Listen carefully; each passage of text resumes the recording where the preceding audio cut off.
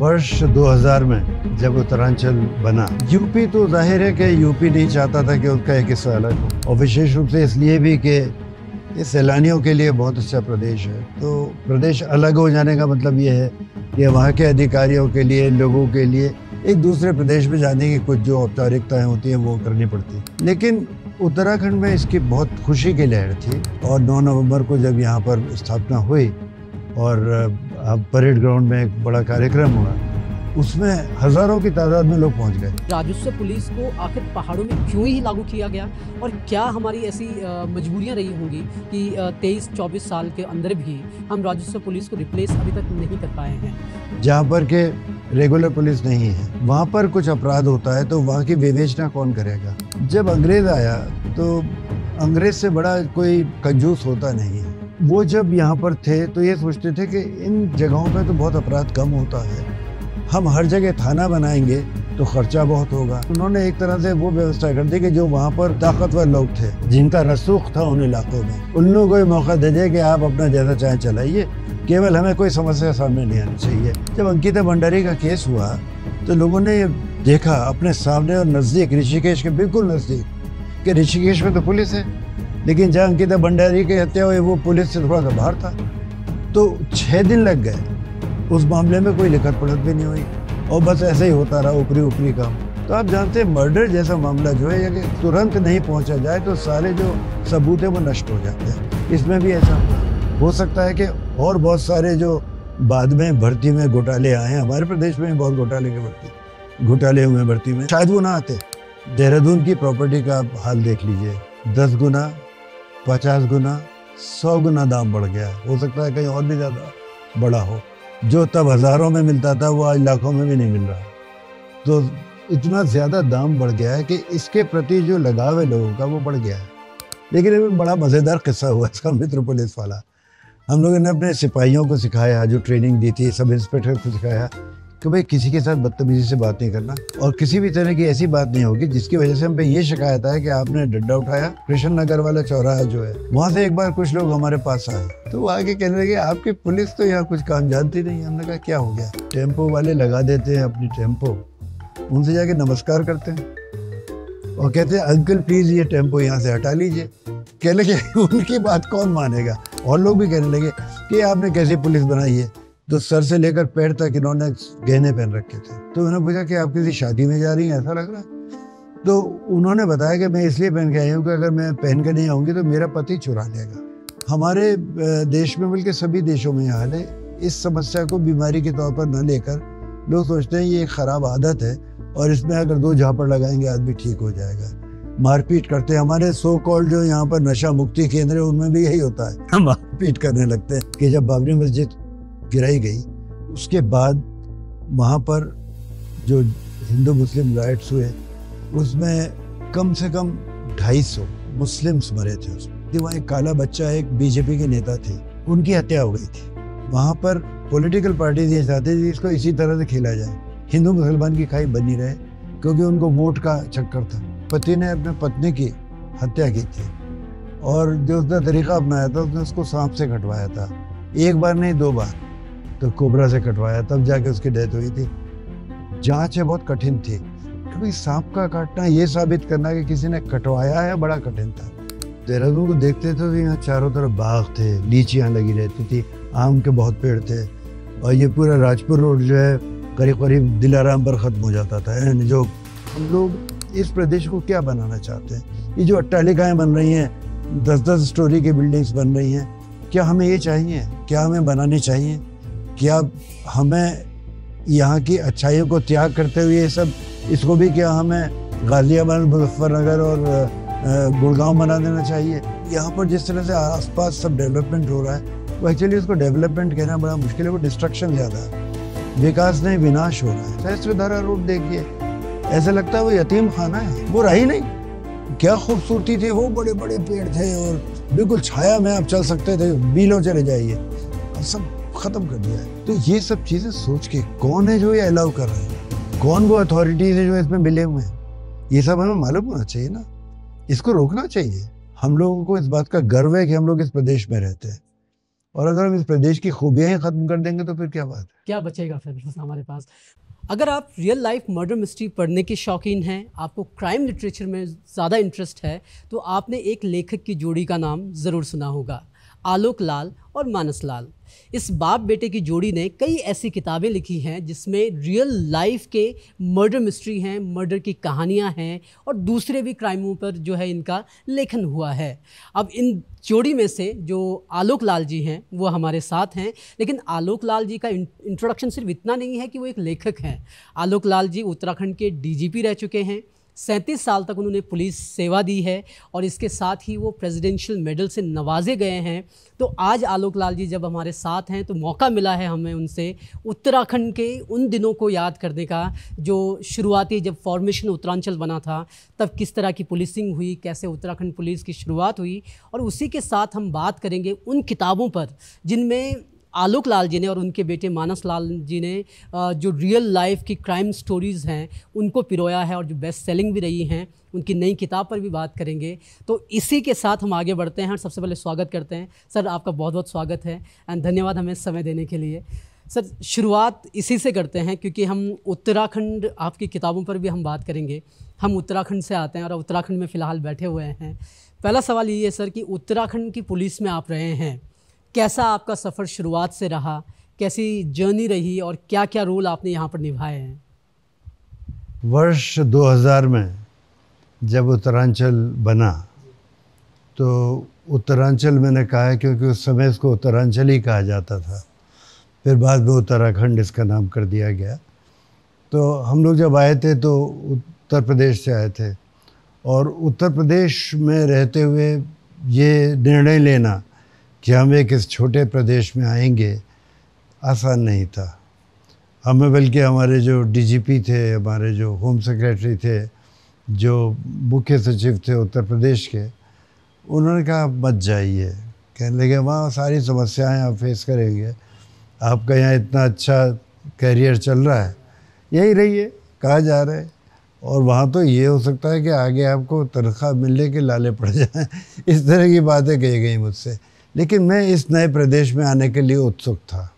एक तो वजह ये थी कि मुझे पहाड़ों से बहुत लगाव है, बहुत खूबसूरत पूरा प्रदेश हमारा, बिल्कुल कहते हैं ना देवभूमि है, तो देवभूमि में जो कुछ भी अच्छा हो सकता है वो सब यहाँ था।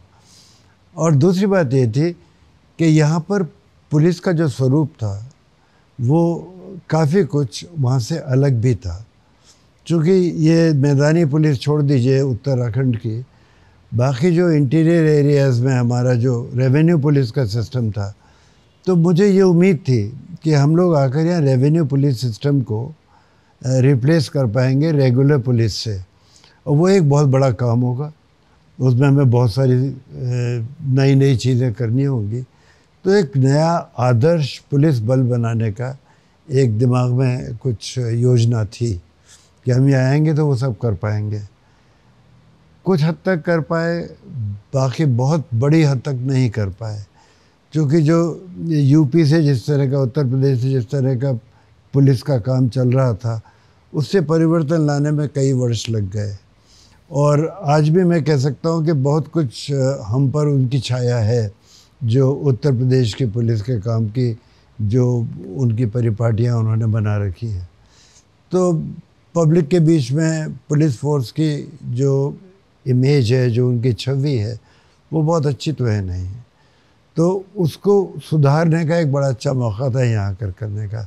तो हम लोगों ने जब शुरू में, पुलिस बल की बहुत कमी थी यहाँ पर, जो लोग उत्तर प्रदेश जिनको जाना था उनको रिलीव करने का ऑर्डर हो गया था, तो उनको छोड़ा जा रहा था, लेकिन यूपी से यहाँ आने में लोग बहुत ज़्यादा उत्सुक नहीं थे। जो भी उनके कारण रहे हों, व्यक्तिगत कारण हो, किसी के हेल्थ का कारण हो, किसी के दूसरे कारण भी हो सकते हैं, तो उत्तर प्रदेश छोड़ के बहुत सारा बल आना नहीं चाहता था। तो हमारे सामने एक बहुत बड़ी ये समस्या थी कि पुलिस बल की बहुत कमी थी। तो पुलिस बल को रिक्रूट करना, उनकी ट्रेनिंग करना, और ट्रेनिंग के बाद इस लायक कर देना कि हम उनको सड़क पे उतार सकें, उनको हम बीट में उतार सकें, जिससे कि वो लोग वहाँ पर जाके पेट्रोलिंग कर सकें। ये सारी तैयारियां करना बहुत ज़रूरी था, लेकिन वो ओवरनाइट तो होता नहीं है, उसमें समय लगता है। रिक्रूटमेंट का प्रोसेस ही अपना एक लंबा प्रोसेस है, और उसके बाद फिर ट्रेनिंग का प्रोसेस भी लगभग 2 साल चलता है। फिर वास्तविक परिस्थितियों से जूझना सबसे बड़ी ट्रेनिंग होती है। तो उनको किसी अनुभवी आदमी के साथ शुरू में लगाने का हम लोग चलन रहा है कि जो अनुभवी लोग हैं वो अपने नए साथियों को सिखाएंगे। तो ये सबसे बड़ी समस्या शुरू शुरू में थी। फिर संसाधनों की कमी थी, गाड़ियाँ नहीं थीं, वायरलेस का जो यहाँ इक्विपमेंट था वो भी यूपी के ज़माने से जो लगा हुआ था या तो बहुत पुराना हो गया था या यूपी वापस जाने की बात चल रही थी। तो दोनों प्रदेशों के बीच में संपत्तियों का बंटवारा भी होना था। तो बहुत सारे इस तरह के काम थे जो कि शुरू में करने थे। तो एक अवसर भी था, ये बहुत बड़ा अवसर था कि हम सब कुछ वो कर पाएँ जीरो से शुरू जैसा कि हम समझते हैं अच्छा है, जो हम चाहते थे करना। लेकिन दूसरी तरफ ये एक चुनौती भी थी, और उस चुनौती को आप लोगों ने बखूबी जो है निभाने की कोशिश की। सर, हम बात कर रहे हैं उत्तरांचल के फॉर्मेशन की। अब तो उत्तराखंड हो गया है। जब उत्तरांचल का फॉर्मेशन हुआ 9 नवंबर 2000 को ऑफिशियली ये घोषित हो चुका था। आप उस समय यूपी में थे और आप फिर यहाँ उत्तराखंड काडर में आए। किस तरह का माहौल सर आपके आसपास था, लोगों के बीच एक नया स्टेट बनने को लेकर के? क्या, क्योंकि बहुत लंबा आंदोलन चला था एक उत्तराखंड राज्य के लिए, तो यूपी में किस तरह के रिएक्शन थे या फिर उत्तराखंड में कोई रिएक्शन आपको लोगों के देखने को मिले? यूपी तो जाहिर है कि यूपी नहीं चाहता था कि उसका एक हिस्सा अलग हो, और विशेष रूप से इसलिए भी कि ये सैलानियों के लिए बहुत अच्छा प्रदेश है। तो प्रदेश अलग हो जाने का मतलब ये है कि वहाँ के अधिकारियों के लिए, लोगों के लिए एक दूसरे प्रदेश में जाने की कुछ जो औपचारिकताएं होती हैं वो करनी पड़ती। लेकिन उत्तराखंड में इसकी बहुत खुशी की लहर थी, सब लोग बहुत प्रसन्न थे। और 9 नवंबर को जब यहाँ पर स्थापना हुई और परेड ग्राउंड में एक बड़ा कार्यक्रम हुआ, उसमें हज़ारों की तादाद में लोग पहुँच गए। लोगों के दिल में इतना उत्साह था कि नया प्रदेश बन रहा है। तो वहाँ पर देखकर ऐसा लगा कि ये वाकई ये प्रदेश का बहुत सालों से जो चला आ रहा था एक आंदोलन, उसके पीछे वाकई आम जनता की भी राय ये थी कि अलग होना चाहिए। तो वही ख्यालात थे कि यूपी तो सोचता था कि हमारा एक हिस्सा निकल गया, तो वहाँ उसकी वजह से कुछ हद तक दुख था।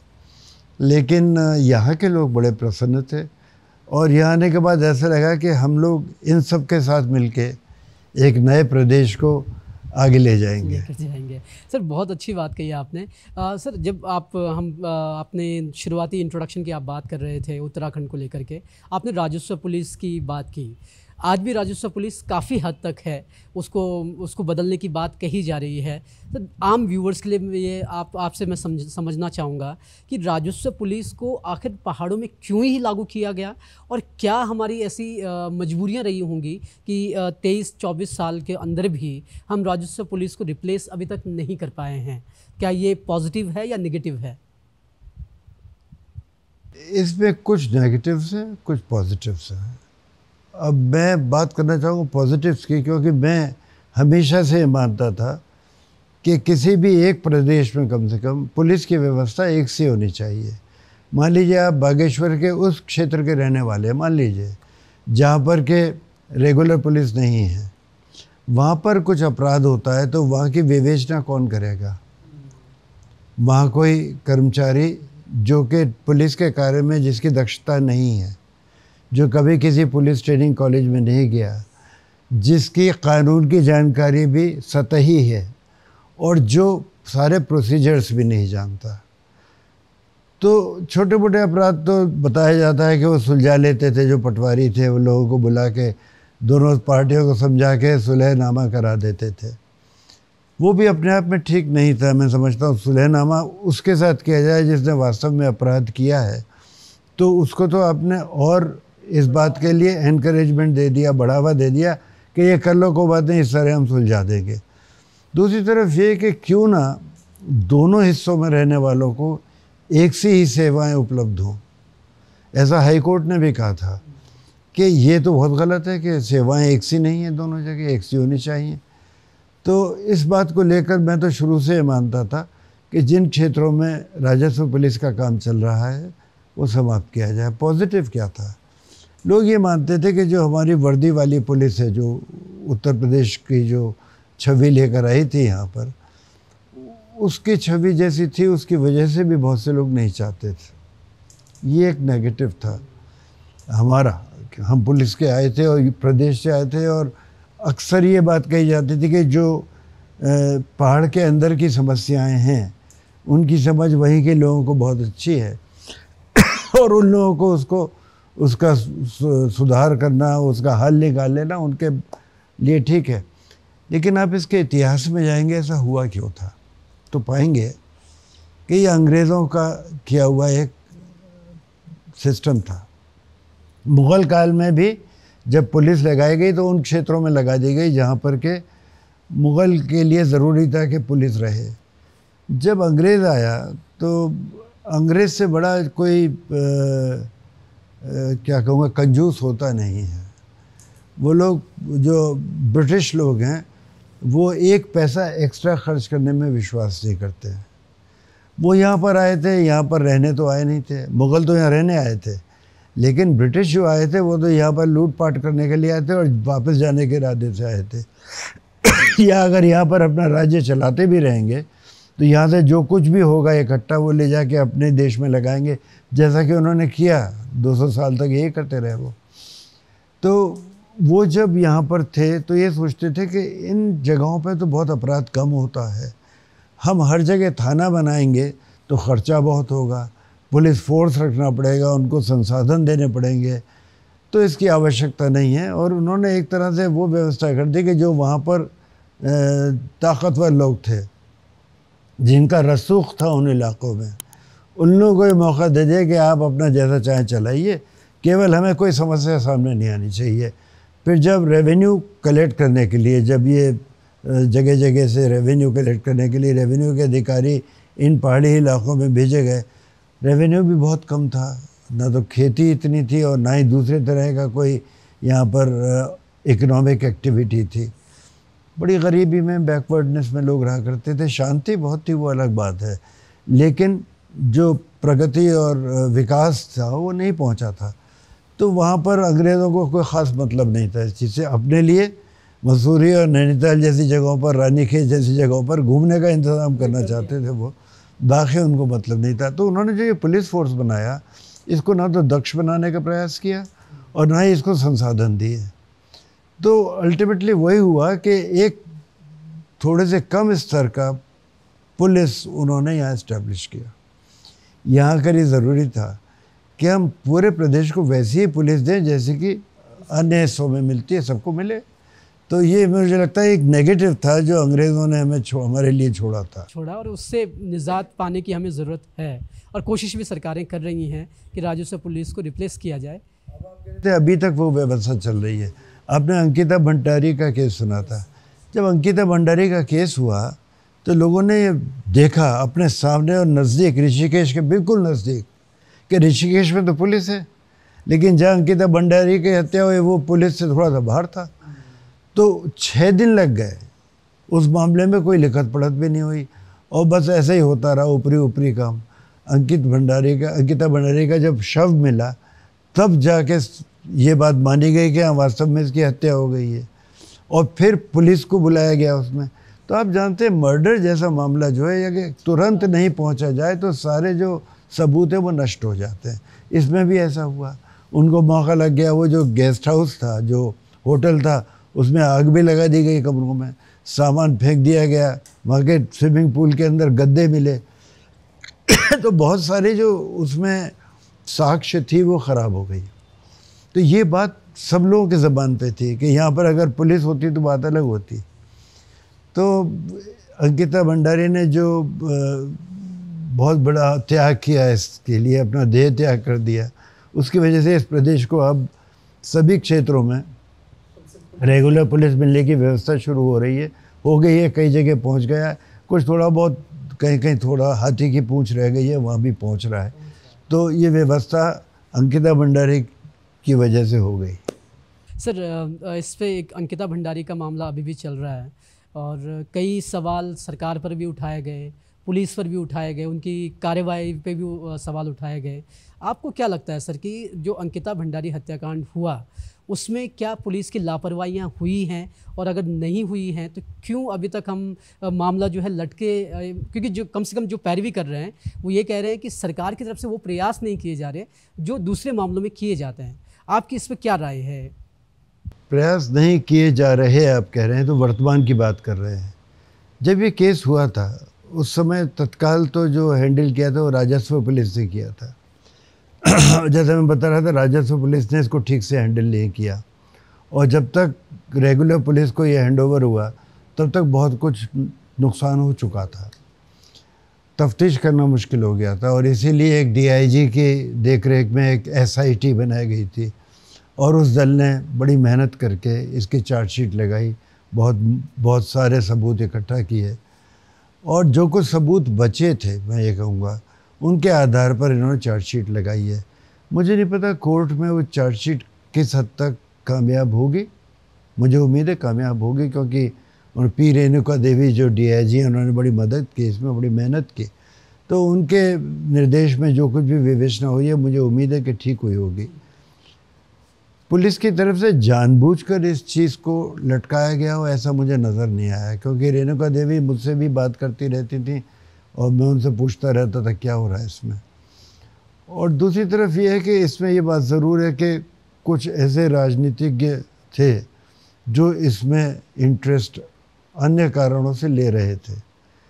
उसका कितना प्रभाव आगे पड़ा है, विवेचना के अंत तक तो जो प्रभाव था वो काफ़ी हद तक नगण्य था मैं कहूँगा। विवेचना के बाद प्रोसिक्यूशन की स्थिति में जो अदालत में चल रहा है, अदालत में केसेस टेकअप होने में बहुत टाइम लग जाता है। मैं आपको बताता हूँ एक केस, आपको इससे अंदाज़ा हो जाएगा। सन 2002 में दरोगा भर्ती प्रकरण में सीबीआई ने जांच की। सीबीआई की तफ्तीश से तत्कालीन डीजीपी और तत्कालीन एडीजी 2 अफसरों के खिलाफ चार्जशीट लगी। 2002 का ये मामला 2005 में चार्जशीट लगी, और आज हम 2024 में बात कर रहे हैं। वो केस अभी तक निर्णय उसका नहीं हुआ है। तो जो लोग उस समय उस प्रतियोगिता में बैठे थे, जो आना चाहते थे, जो उसके कैंडिडेट्स थे, वो तो अब तब अगर 22 साल के थे तो आज वो 44 साल के हो गए, यानी वो यंग मैन से अब वो मिडिल एज मैन हो गए या वुमन हो गए हैं। अब तो वो भर्ती हो नहीं सकते, अब तो उनका चांस ख़त्म हो गया। लेकिन उनकी ज़िंदगी भर की जो लालसा थी कि वो पुलिस अधिकारी बने, वो भी समाप्त हो गई। ऐसे 1-2 लोग नहीं होंगे, ऐसे बहुत सारे लोग होंगे। मैं इस केस का उदाहरण इसलिए दे रहा हूँ कि अगर ये समय से निर्णय हो जाता तो हो सकता है इसका कुछ और परिणाम आगे निकल के आता, लेकिन इसका निर्णय अभी तक नहीं हुआ है, इतने साल में नहीं हुआ है। तो एक तो नुकसान इन लोगों का हुआ, सबका जो भर्ती कराने जाते हैं। पेपर लीक की आजकल हर जगह बात होती है, तो ये पेपर लीक से भी ख़राब बात थी क्योंकि इसमें 2 इतने बड़े अधिकारियों का लिप्तता पाई गई थी, सीबीआई ने उनको चार्जशीट किया। अभी चूँकि ये कोर्ट में केस है, मैं इसके बहुत ज़्यादा डिटेल में बात नहीं करूँगा, लेकिन कोर्ट जो भी निर्णय लेगा वो देखा जाएगा। बात आती है ऐसे लोग जो इस तरह का अपराध करते हैं, उनके विषय में निर्णय अगर तुरंत हो जाए, जल्दी से जल्दी हो जाए, समय लगता है उसमें मान लिया, लेकिन 22 साल, तो ये समय अगर समय से रहते हुए उनके खिलाफ कार्रवाई होती है, दूसरे अधिकारी फिर डरते, कुछ वैसा ही करने से डरते। हो सकता है कि और बहुत सारे जो बाद में भर्ती में घोटाले आए हैं, हमारे प्रदेश में भी बहुत घोटाले हुए हैं भर्ती में शायद वो ना आते। तो ये जिम्मेदारी जो कोर्ट की होती है या इन्वेस्टिगेटिंग एजेंसी की होती है, उस केस में सीबीआई था, औरों में बहुतों में हमारा प्रदेश है, ये बहुत बड़ी जिम्मेदारी है। ये जिम्मेदारी सिर्फ उस केस को लेकर नहीं है, ये जिम्मेदारी उस अपराध को रोकने की है जिसकी वजह से भ्रष्टाचार इतना फैलता है। और भ्रष्टाचार रोकना हम सबकी जिम्मेदारी है कि नहीं, एक नागरिक के रूप में सबकी है, और पुलिस अधिकारी के रूप में या जुडिशरी में बैठे हुए होने के रूप में एक बहुत इम्पोर्टेंट चीज़ है। अब जुडिशरी के पास जो हम लोग सारे साक्ष्य लेकर जाते हैं, वो साक्ष्य के आधार पर ही निर्णय लेंगे। लेकिन अगर निर्णय में देर हो जाती है तो जो हमारे साक्षी हैं कुछ तो चले जाते हैं और कुछ जो बचते हैं उनका उसमें इंटरेस्ट कम हो जाता है, कुछ लोग ख़रीद लिए जाते हैं, कुछ लोग डर जाते हैं, तो केस धीरे धीरे कमज़ोर होने लगता है। तो ये मैं चाहूँगा कि हमारी जो न्याय व्यवस्था है उसको एक बार बहुत नज़दीक से देखा जाए। अभी नए अपराध कानून बीजेपी सरकार लाई है, उन अपराध कानूनों में ये माना कि एक नया जामा पहना दिया गया है पुराने कानून को, लेकिन उसमें भी बहुत सारी गंभीर समस्याओं पर ध्यान नहीं दिया गया है। वो सबसे बड़ी गंभीर समस्या वो यही है कि एक केस शुरू होता है दादा के टाइम से और पोते के टाइम पे डिसाइड होता है, तो वो ठीक नहीं है ना। तो इसमें कुछ करना चाहिए, जल्दी हो सके, सबको न्याय मिले, किसी को गलत आधार पर जेल ना मिले या किसी को दूसरे कोई भी दंड ना मिले, ये होना चाहिए। लेकिन तब एक समय सीमा होनी चाहिए, बहुत लंबा समय लग जाता है। नहीं लगना चाहिए और उसके लिए सरकारों को प्रयास करने की ज़रूरत है और हम सबको प्रयास करने की ज़रूरत है। सर अंकिता भंडारी की बात आई, जब आप भी डीजीपी रहे हैं उत्तराखंड के, और चीज़ें जो हैं उत्तराखंड को बहुत शांत प्रदेश पहले से ही कहा जाता है। अपराध को लेकर के बात करें कि जिस समय आप यहाँ की पुलिसिंग में थे और अब का जो वक्त आप देख रहे हैं, अपराध को लेकर के आपको क्या लगता है कि क्या इसमें बढ़ोतरी हुई है, और अगर हुई है तो उसके क्या कारण रहे होंगे? मेरा ये मानना है कि एक अपराध को बढ़ावा देने वाला एक आधार होता है, वहाँ पर जो रियल एस्टेट है, प्रॉपर्टी है, उसकी क्या कीमत है, उसकी वजह से बहुत अपराध होते हैं। उत्तराखंड बनने के बाद, उत्तरांचल बनने के बाद देहरादून की प्रॉपर्टी का आप हाल देख लीजिए, 10 गुना, 50 गुना, 100 गुना दाम बढ़ गया है। हो सकता है कहीं और भी ज़्यादा बड़ा हो। जो तब हज़ारों में मिलता था वो आज लाखों में भी नहीं मिल रहा। तो इतना ज़्यादा दाम बढ़ गया है कि इसके प्रति जो लगाव है लोगों का वो बढ़ गया है। जिन लोगों को इस ज़मीन ख़रीद के बेच के फ़ायदा मिलने वाला है वो लोग भी बेचने के लिए कुछ भी करने को तैयार हैं, कुछ भी कर सकते हैं। तो ये लोग कुछ भी कर सकते हैं में वो भी सब मिले थे कि ये लोग अपराध भी कर सकते हैं। वो एक समस्या है। तो मुझे ऐसा लगता है कि एक तो ज़मीन की कीमतें बढ़ने से अपराध बढ़ता है, दूसरी जनसंख्या बढ़ी है उससे अपराध बढ़ता है, तीसरे बेरोज़गारी है, उसकी वजह से लोग कमाने के साधन नहीं है तो क्या करें, कहाँ से करें, तो वो ये समझते हैं कि ये किया जा सकता है अपराध। फिर साइबर अपराध है, जैसे पहले साइबर अपराध इसलिए नहीं होता था कि साइबर वर्ल्ड में बहुत कुछ कम था। 2000 में तो शुरुआत ही थी साइबर वर्ल्ड की, फिर ये साइबर वर्ल्ड बढ़ता गया है और आज की तारीख में साइबर क्राइम जो है वो एक बहुत बड़ी समस्या बन के हमारे सामने आया है। तो अपराध ये सब तो बड़े हैं जो प्रॉपर्टी को लेकर हैं, ज़्यादा पॉपुलेशन की वजह से हैं, रोज़गारी की वजह से हैं, साइबर अपराध हैं, ये सब बड़े हैं। लेकिन आमतौर पर तब भी आप यूपी से तुलना कर लीजिए, किसी और प्रदेश से तुलना कर लीजिए, हम लोग अब भी देवभूमि में रहते हैं। ये बहुत अच्छी बात है। सर हम उत्तराखंड आपकी किताबों पर भी जाएंगे और आपके निजी जीवन पर भी जाएंगे, लेकिन उत्तराखंड से रिलेटेड 2-3 सवाल और मेरे आप जहन में हैं। आप जब उत्तरांचल का फॉर्मेशन हुआ और अशोक कांत शरण जी जो हैं, जिन्हें श्रेय दिया जाता है उत्तराखंड पुलिस को बिल्डअप करने का, और मित्रता पुलिस का जो आज हम संदेश सुनते हैं वो उनकी देन बताई जाती है। आपने उनके साथ काम किया है। पहले सर ये जानना चाहूँगा मैं कि जब वो उत्तराखंड पुलिस का फॉर्मेशन हो रहा था तो किस तरह की चीज़ें चल रही थी, किस तरह की प्रोसेसिंग हो रही थी, और अशोक कांत शरण जी जो हमारे पहले डीजीपी थे उन्होंने किस तरीके से इसको मोल्ड करने में, और ये मित्रता पुलिस का जो क्वाइन किया उन्होंने, कैसी ये सब चीज़ें बाहर आई? आपने अच्छा किया कि अशोक कांत शरण साहब का नाम लिया, क्योंकि उनके हाथ में वो जिम्मेदारी थी कि वो नींव डालें जिस पर बाकी लोग उसको खड़ा करें। तो नींव मजबूत ना होती तो काम ना चल पाता। तो मुझे बड़ी खुशी है, मेरे लिए एक बहुत सम्मान की बात है कि मैंने उनके साथ बहुत ही नज़दीकी के तौर पर काम किया। उस समय उनके बाद मैं सबसे वरिष्ठ अधिकारी था, बाद में फिर पीडी रतूड़ी आ गए थे, फिर मित्तल आ गए थे, कंचन चौधरी भट्टाचार्य आ गई थी, लेकिन शुरू में हम 2 लोग थे यहाँ सीनियर अधिकारियों में। अनिल रतूड़ी तब एसपी रैंक के थे और पीके जोशी थे यहाँ पर, वो भी एसपी रैंक में थे। कविराज नेगी जो हैं वो आईजी रैंक में थे, लेकिन उनको लॉ एंड ऑर्डर का काम मिला था। तो जो काम मुझे मिला था वो मुख्यालय का मिला था, और ऐसा समय जबकि शुरुआती कार्य होता है तो मुख्यालय बहुत महत्वपूर्ण हो जाता है। मित्र पुलिस का जो विचारधारा थी, उसके पीछे भी ये बात थी कि यूपी में पुलिस की जो इमेज थी वो मित्र वाली नहीं थी। और शरण साहब ये चाहते थे और हम लोग भी सब ये चाहते थे कि इस इमेज को हम लोग बदलें। और कुछ हद तक लंदन का जो लंदन बॉबी होता है, जिसको कहा जाता है कि वो सबसे बड़ा उनका सुख दुख में साथी होता है, जब वहाँ के लोग समस्या आती है तो सबसे पहले पुलिस उनकी मदद करती है, हमेशा मौजूद रहता है आसपास, कभी भी मिल जाएगा, आपकी मदद ही करेगा। वो सारी बातें हम यहाँ पर शुरू करना चाहते थे। लेकिन एक बड़ा मज़ेदार किस्सा हुआ इसका, मित्र पुलिस वाला। हम लोगों ने अपने सिपाहियों को सिखाया, जो ट्रेनिंग दी थी, सब इंस्पेक्टर को सिखाया कि भाई किसी के साथ बदतमीज़ी से बात नहीं करना, कोई गाली गलौज नहीं होगी और किसी भी तरह की ऐसी बात नहीं होगी जिसकी वजह से हम पे ये शिकायत है कि आपने डंडा उठाया या बदतमीज़ी की। बल्कि हमने शुरू में किसी को कोई हथियार नहीं दिया था। वो जो केन दी थी वो भी छोटी वाली दी थी कि आप अगर, अब जैसे यहाँ कृष्ण नगर वाला चौराहा जो है, जहाँ ऊपर रथ लगा हुआ है ना, वो कृष्ण नगर, वहाँ से एक बार कुछ लोग हमारे पास आए, उसमें राजनीति के लोग भी थे और बाकी लोग भी थे। तो वो आके कहने लगे आपकी पुलिस तो यहाँ कुछ काम जानती नहीं है। हमने कहा क्या हो गया? कहते हैं वो तो वहाँ पर जो टेम्पो वाले लगा देते हैं अपनी टेम्पो, उनसे जाके नमस्कार करते हैं और कहते हैं अंकल प्लीज़ ये टेम्पो यहाँ से हटा लीजिए। कह लगे उनकी बात कौन मानेगा?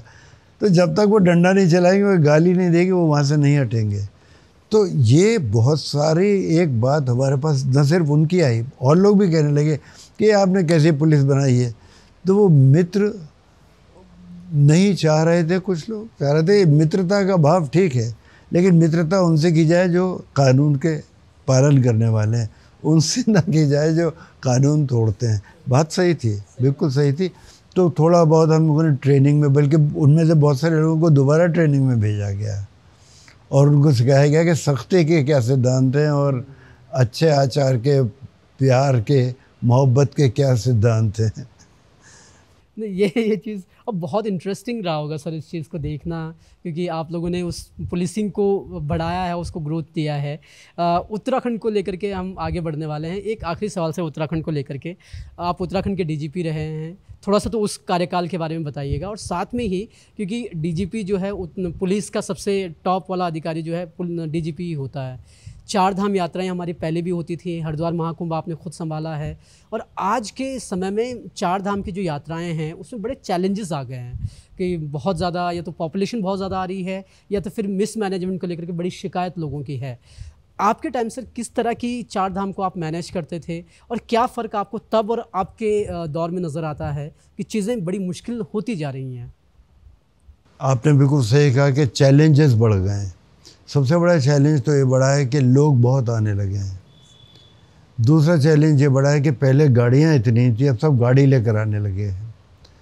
तीसरा चैलेंज ये बड़ा है कि जो लोग पहले आया करते थे वो बहुत ही मजबूत इरादे से आते थे कि दर्शन करेंगे और धार्मिक काम करके वापस जाएंगे। लेकिन अब सैर सपाटा भी उसमें शामिल हो गया है और कुछ लोग तो मुख्य रूप से सैर सपाटे के लिए आते हैं और दर्शन और जो उसकी बातें हैं पूजा पाठ की, वो थोड़ी सेकेंडरी हो जाती है, पीछे चली जाती हैं। तो ऐसे लोगों का व्यवहार अलग तरह का होता है। फिर ये बात आपको समझने की ज़रूरत है और आम जनता भी इसको जानती ही है कि ये जो यात्राएं हैं, इसको पूरी तरह से बनाकर चलाना मुख्य रूप से पर्यटन विभाग का काम है। सारी सुविधाएं उन्हीं को उपलब्ध करानी है। जगह जगह रुकने की व्यवस्था हो, सड़कें ठीक रहें, उसके लिए पीडब्ल्यूडी की जिम्मेदारी है या बॉर्डर रोड्स वालों की जिम्मेदारी है। उनसे समन्वय बना के रखना शासन की जिम्मेदारी है। पुलिस का काम ज़्यादातर रेगुलेटरी है।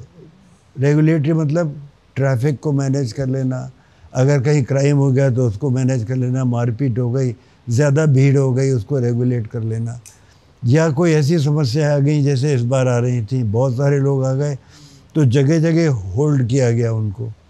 अब जहाँ होल्ड किया जा रहा है वहाँ पर आसपास खाना भी होना चाहिए, वहाँ कोई सर पे छप्पर भी होना चाहिए। ये सारी चीज़ें देखने का काम फिर हो जाता है दूसरे विभागों का। तो पुलिस की समस्या जो शुरू में थी कुछ हद तक इस मामले में कम थी, क्योंकि बहुत सारी बड़ी जनसंख्या जब आ जाती है तो समस्या उतनी ही गुना बढ़ जाती है।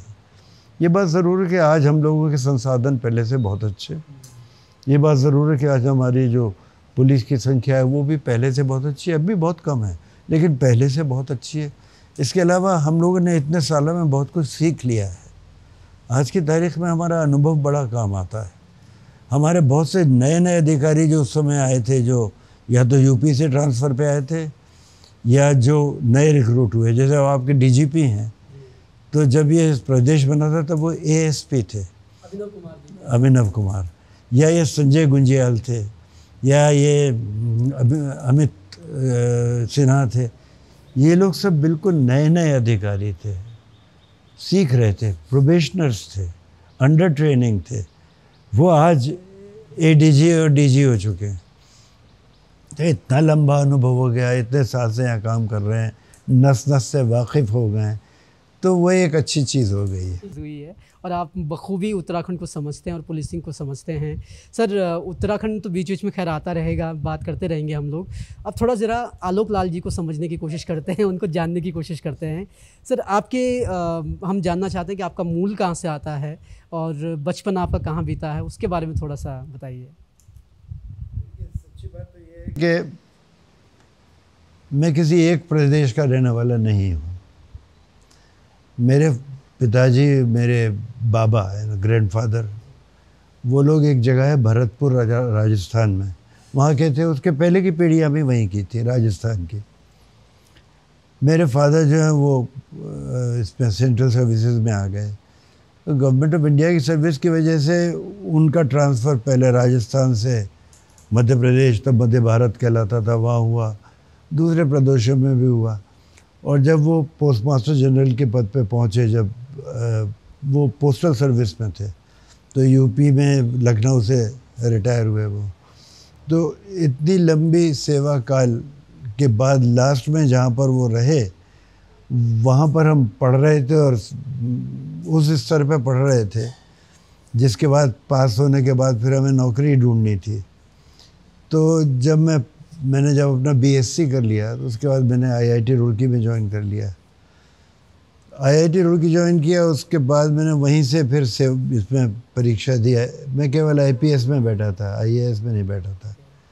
उस टाइम पे ये था उपलब्ध कि आप आईपीएस में जाए तो आईपीएस में बैठ सकते हैं, आईएएस में जाए तो आईएएस के सारे दूसरी सर्विसेज के साथ भी बैठ सकते हैं। तो मैं सिर्फ आईपीएस में बैठा और चुनाव हो गया, ले लिए गए। तो उस समय मेरी जो पोजीशन थी वो बहुत अच्छी आई। मैं भारत में 7वें नंबर था और उत्तर प्रदेश में पहले नंबर पे था। तो मुझे उत्तर प्रदेश काडर अलॉट हो गया, क्योंकि मैं उत्तर प्रदेश से मैंने भरा था फॉर्म, तो मैंने अपना काडर उत्तर प्रदेश में भर दिया। उसके बाद जब ये उत्तरांचल बना तो मैंने यहाँ के लिए अपना विकल्प दे दिया। तो कुछ मुश्किलों के बाद मुझे वहाँ से रिलीव कर दिया गया, मैं आ गया यहाँ पर। मुझे बड़ी खुशी है कि मैंने निर्णय लिया, क्योंकि एक नए प्रदेश की नींव रखना और उसको बढ़ते हुए देखना। जैसे मैं आपको बताऊँ, जब मैं आया था यहाँ पर फॉरेंसिक साइंस लेबोरेटरी नहीं थी। अपराध से संबंधित जो प्रदर्श इकट्ठे किए जाते थे उनको या तो हम लोग लखनऊ भेजते थे या चंडीगढ़ भेजते थे, और कुछ टाइम उनमें शिमला भी भेजा। उन लोगों की प्रायोरिटी अलग थी, वो लोग अपने समय से करते थे, हमारे केस पिछड़ जाते थे, तो जो क्यू लगती थी उसमें हम बहुत पीछे रहते थे। तो ये ज़रूरी था कि यहाँ पर हम स्थापित करें। भारत सरकार हम पे मेहरबान रही। मैंने काफ़ी कोशिशें की, कई मीटिंग अटेंड की भारत सरकार में, और वहाँ की जो सेंट्रल फॉरेंसिक साइंस लेबोरेटरी है वहाँ पर। अंततः हमें पैसा मिला और हम लोग अपनी फॉरेंसिक साइंस लेबोरेटरी जो पंडितवाड़ी में है वो बना पाए। उसमें फिर हमारा प्रस्ताव यहाँ पर डीएनए परीक्षण के लिए भी था। तो आप समझ सकते हैं कि वो एक प्रस्ताव चल रहा है, काम चल रहा है उस पर। तो धीरे धीरे हमारी अब ये स्थिति है कि कभी कभी बाहर के प्रदेश के लोग हमसे कहते हैं कि हमारे परीक्षण करके भेज दो।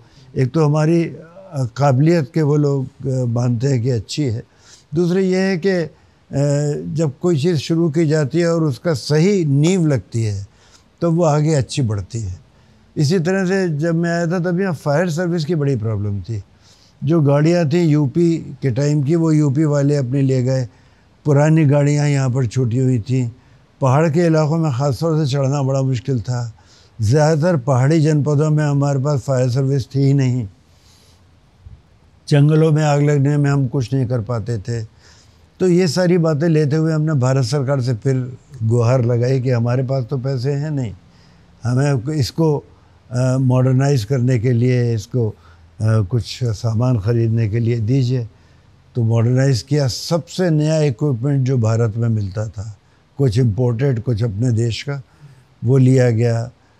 लोग भर्ती किए गए। उनको CISF एकेडमी है फायर सर्विस की, नागपुर में, हैदराबाद में उनको भेजा गया ट्रेनिंग के लिए। नागपुर में जो है वो उसकी है अपने सिविल डिफेंस की एकेडमी, और हैदराबाद में CISF की एकेडमी है। तो वहाँ पर जाके हमारे लोगों को ट्रेन किया गया। तो वो लोग अब इतने सीनियर हो गए कि वो CFO तक पहुँच रहे हैं।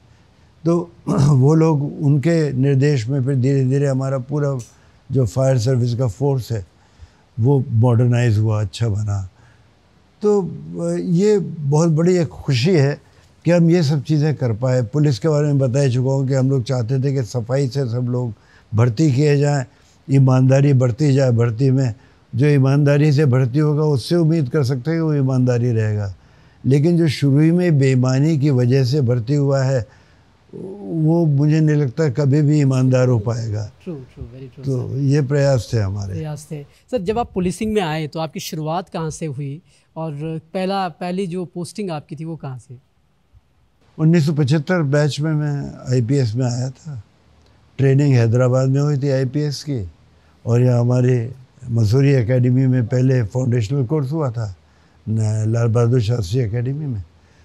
उसके बाद फिर मैं उत्तर प्रदेश आ गया था, मुझे उत्तर प्रदेश काडर मिला था। तो मेरी ट्रेनिंग की शुरुआत के दिन जो थे वो वहाँ थे गोरखपुर में। मैं तो ASP अंडर ट्रेनिंग गोरखपुर था। फिर वहाँ से उसी बीच में किसी कारण से मैंने रिक्वेस्ट की थी तो मुझे लखनऊ कर दिया गया था। मैं ASP अंडर ट्रेनिंग लखनऊ, उसके बाद full fledged SP under training Lucknow भी रहा। कुछ समय के लिए गोरखपुर से भी पहले मैं कानपुर का ASP अंडर ट्रेनिंग रहा। तो मेरी ट्रेनिंग इस तरह से 3 जनपदों में हुई। तो जो सबसे बड़ी ट्रेनिंग इसमें सबसे पहले हुई थी वो कानपुर में हुई, ASP अंडर ट्रेनिंग, थोड़े समय के लिए गोरखपुर में, और फिर बड़े समय के लिए लखनऊ में। तो इन 3 बड़े शहरों का, ख़ासतौर से कानपुर सबसे बड़ा शहर था उस समय, लखनऊ राजधानी था, तो इनका अनुभव मिला, बहुत फ़ायदा हुआ। उसके बाद फिर कई जनपदों में नियुक्त हुआ मैं पुलिस अधीक्षक के तौर पर। CID में भी रहा। CID में मैंने वहाँ पर जो हमारी नारकोटिक्स सेल थी वो इस्टेब्लिश की। DIG CID भी रहा। तो हम लोग की नारकोटिक्स सेल भारत में शुरू की नारकोटिक्स सेल में से एक थी, और वो किया था। फिर इसके अलावा मैं IG रहा पुलिस हेडक्वार्टर में, 2 बार IG रहा पुलिस हेडक्वार्टर्स में, और फिर उत्तराखंड आ गया। उत्तराखंड में सर क्योंकि पुलिसिंग की हम बात कर रहे हैं, और जो आपकी पहली किताब है बाराबांकी नारकोस के नाम से, वो जब आप बाराबांकी में थे उस समय की है। उस किताब पे आप थोड़ी सी चर्चा करना चाहेंगे? आप इस किताब की बात कर रहे हैं? बाराबांकी नारकोस की हम बात कर रहे हैं। हाँ, ये बाराबांकी नारकोस जो है, ये किताब हैशेट पब्लिशर्स ने छापी है। आप जानते होंगे अंतर्राष्ट्रीय ख्याति के पब्लिशर से, और 2019 में निकली थी। तो इस किताब में मैंने जिक्र किया है बाराबंकी की जो एक समस्या है, बहुत बड़ी समस्या है। वहाँ पर ओपियम की लीगल खेती होती है, लीगल है ना, उनको लाइसेंस मिला हुआ है। लेकिन जो लाइसेंसधारी थे वो बहुत कुछ ओपियम को चुपचाप नंबर 2 में बेचते थे। उसका दाम जो नंबर 1 का दाम होता था उससे 100 गुना 1000 गुना ज़्यादा होता था। तो उसका फ़ायदा उठाने के लिए लोग ये बेईमानी स्मगलिंग की करते थे, पिलफरेज होता था। तो उस पर रोक लगाना ज़रूरी था। बल्कि मेरी जब बाराबंकी नियुक्ति हुई थी तो JN चतुर्वेदी हमारे DGP थे, और जो शासन के अधिकारी थे उन सब ने मुझसे कहा था कि इस समस्या पे रोक लगाना बहुत ज़रूरी है। और तब तक के अधिकारियों के बारे में उनका ये मानना था कि वो ईमानदारी से काम कर नहीं रहे थे। तो ये कर पाया मैं इसी अनुभव के आधार पर। बल्कि आपको मैं बताऊंगा 2 साल रहा मैं वहाँ पर, और तकरीबन ज़ीरो हो गई थी वहाँ पर ओपीएम स्मगलिंग। हर तरह के प्रलोभन, नीचे से लेकर ऊपर तक, अधिकारियों से लेकर हाईएस्ट लेवल ऑफ ब्यूरोक्रेसी के लिए, हाईएस्ट लेवल ऑफ पॉलिटिक्स के लीजिए, मंत्रिमंडल तक इसके पैसे जाते थे। वो छोटे पैसे नहीं होते थे, बहुत बड़े पैसे होते, इससे इलेक्शन लड़ते थे लोग। तो इसको रोक लगाने में मैं कामयाब हुआ, और मेरा तबादला भी इसी कारण से हुआ वहाँ पर। वो लोग पीछे पड़ गए। सर, द बाराबांकी नार्कोस की हम बात कर रहे हैं। जब हम किताब पढ़ते हैं तो किताब में आपने कई किस्से दिए हुए हैं। एक जो किस्सा बड़ा उसमें नज़र आता है कि आपकी वेडिंग एनिवर्सरी घर में चल रही है और आप जो है वहाँ गलियों में निकल चुके हैं। सर, उस चीज़ को समझाइए, क्या किस तरीके से आप इस पूरे जो ये एक चल रहा था एक वहाँ पर, उसको कैसे आपने उसको ब्रेक किया? खैर, पूरी कहानी तो किताब में मिलेगी, लेकिन थोड़ा सा उसका जिस्ट अगर आप हमें दे पाएँ। आपने जो जिक्र किया कि मैं चला गया उस दिन जिस दिन मेरी वेडिंग एनिवर्सरी थी, इसी तरह के और किस्से भी हैं, इसमें काफ़ी मज़ेदार किस्से हैं। देखिए, ऐसा है कि ये समस्या कोई नई समस्या तो थी नहीं, बहुत सालों से चली आ रही थी, दसियों साल से चली आ रही थी। और मैं समझ रहा था कि जो कुछ भी तरीक़े अपनाए गए थे वो सफल नहीं हुए थे।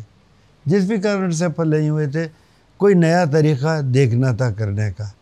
तो मैंने जो वहाँ पर चिर परिचित जो हमारे मुखबिर होते थे, जो लोग ख़बर लेकर आते थे, उनके आधार पर कार्रवाई नहीं की, बिल्कुल नए मुखबिर खड़े किए।